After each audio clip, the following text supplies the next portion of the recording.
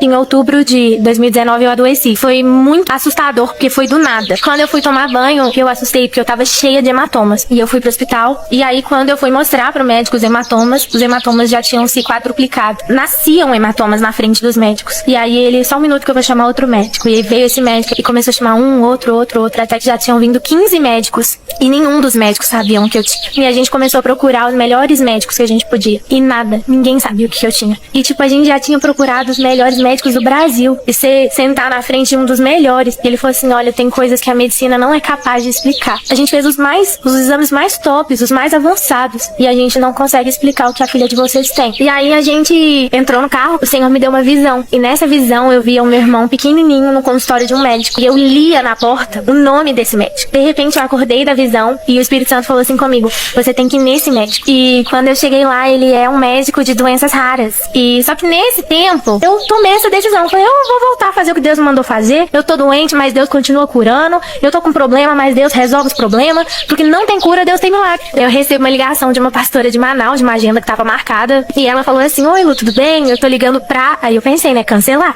o vídeo. Ela falou assim, pra confirmar. Eu tava pronta pra falar com ela, né, pastora? Felizmente eu não vou poder ir e tudo. E aí quando eu fui falar com ela, o Espírito Santo falou assim comigo, você vai. E quando eu cheguei, tinha um cara tomando soro na veia. O que eu achei que era soro na veia. E uma enfermeira. E eu falei assim, o senhor passou mal? E esse cara virou e falou assim, não, eu não passei mal não. Eu tô fazendo minha última sessão de quimioterapia. Falei, quê? Falei assim, eu não quis deixar de vir. Eu tenho um câncer terminal. E eu vim pra cá e eu tô fazendo minha última sessão de quimio. E quando ele falou isso, eu esqueci que eu tava doente. E eu saí correndo, eu ajoelhei nos pés dele, eu comecei a orar. E eu orava e eu falava, Senhor, cura a vida desse homem, Deus, cura a vida desse homem. O Senhor morreu na cruz pelas nossas dores e enfermidades também, Senhor, cura a vida dele. E de repente a pastora encostou em mim, ela falou assim, Lu, os meninos já estão tocando.